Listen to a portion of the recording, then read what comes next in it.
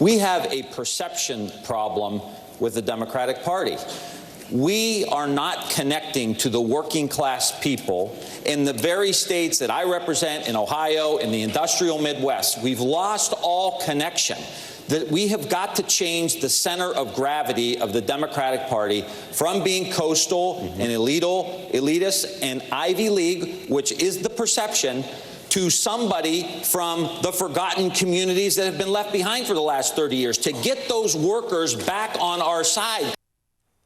That was a powerful moment from last night. That was Congressman Tim Ryan with a stark warning for his party about what their message is and who their message is to. Was that message missing from what we heard from the debate stage? Is that the message Democratic voters need to hear? Let's discuss. Democratic presidential candidate and Ohio Congressman Tim Ryan is joining me right now. Congressman, thanks for being here.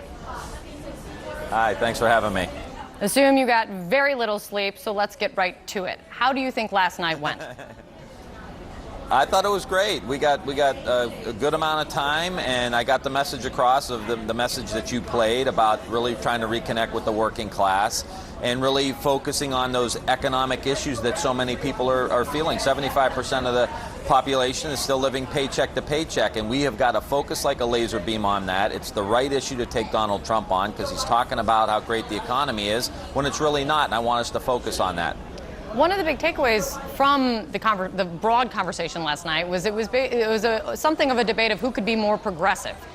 Your warning to the Democratic Party, that moment that we played, that the Democratic Party is alienating middle America. Do you think the other Democrats on the stage get that?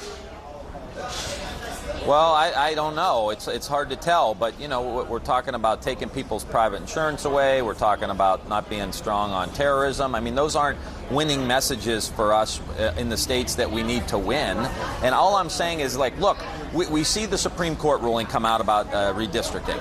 We see what's happening with the abortion laws. We see what's happening with the tax cuts going to the top 1%. We can't stop a damn thing unless we start winning elections. And so what I'm trying to communicate to everybody is, let's get an agenda that can unite the country, bring everybody together around a working class agenda. People have so much economic anxiety. Let's speak to it. I know this best because I've been living in these communities. I told the story about, you know, my cousin unbolting a machine from the factory floor, putting it in a box and shipping it to China. Like, that's how I've spent my entire life watching this economic train wreck happen. Most Americans have too, and if we don't speak directly to that anxiety, we're not going to win elections, and they're going to pack the court, and we're going to get screwed on every issue we really care about.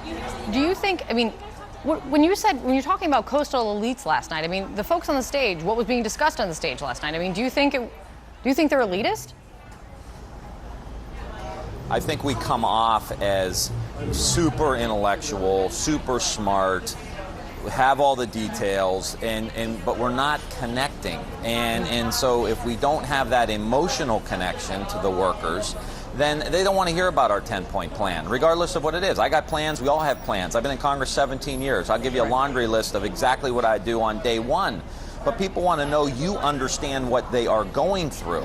And that's hard to see coming out of last night, the vast majority of them. And look, it's not all coastal people. What I'm saying is, like, and I mentioned it last night, there are tent cities of homeless people in LA.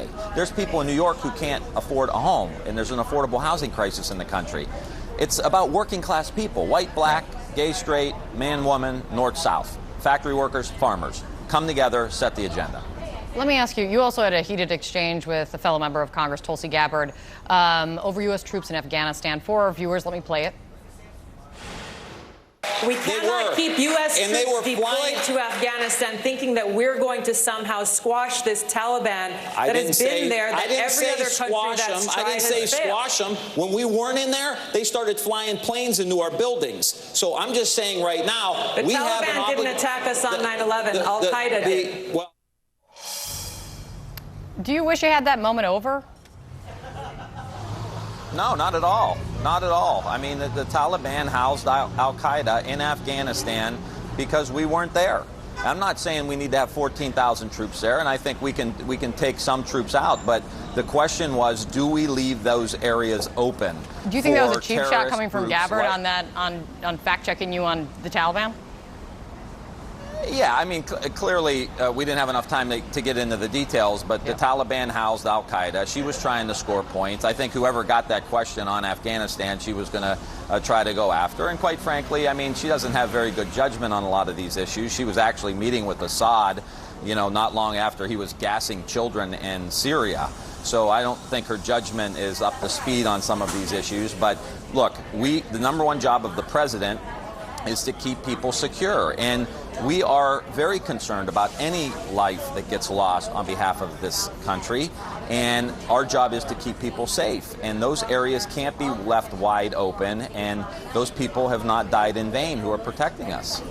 Congressman, thanks for coming in. Congrats on having the first big debate under your belt. Thank you. We'll see you on the trail.